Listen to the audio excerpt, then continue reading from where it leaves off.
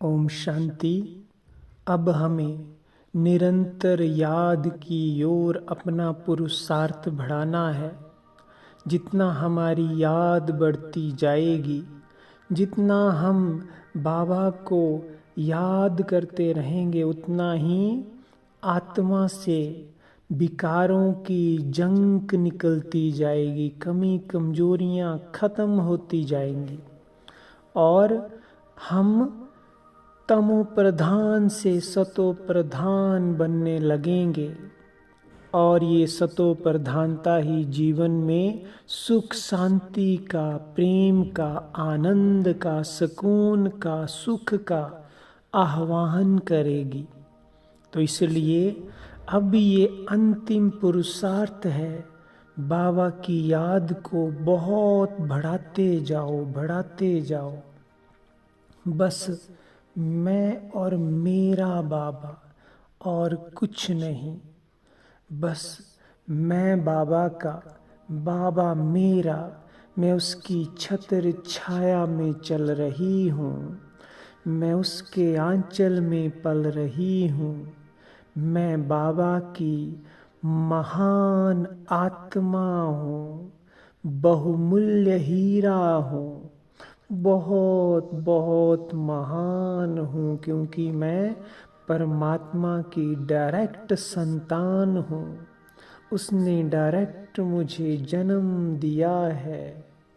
मेरा संगम पर भी उसके साथ पाठ है और परम धाम में भी मैं बाबा के सबसे नज़दीक हूँ।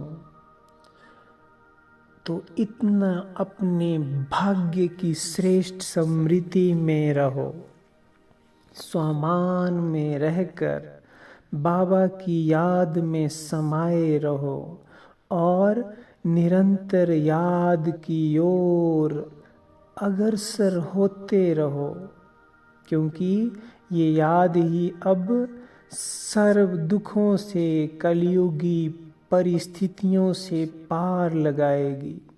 तो मन बुद्धि में बाबा बाबा प्यार से कहते रहो और उसके स्वरूप को निहारते रहो, उसका आनंद लेते रहो, उससे बात करते रहो।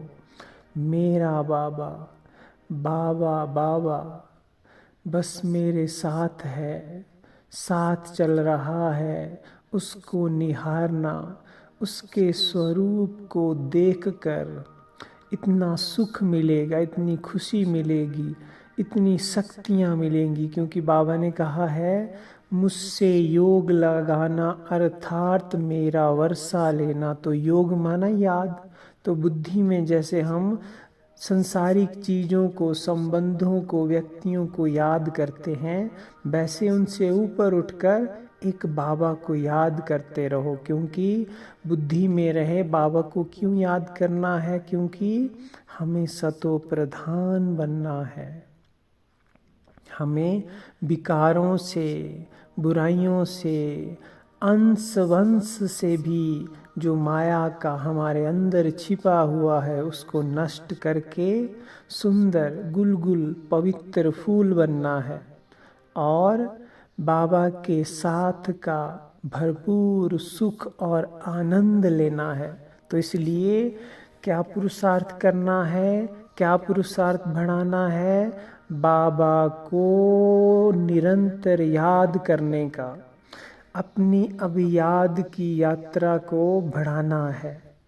तभी हम लक्ष्य को प्राप्त कर सकेंगे और जैसा बाबा चाहता है वैसा बन सकेंगे, उसका सर्वस्व प्राप्त कर सकेंगे। और इससे बड़ी प्राप्ति न कोई है, न कोई होगी। यही सर्वोच्च पुरुषार्थ है, प्राप्ति है। ओम शांति।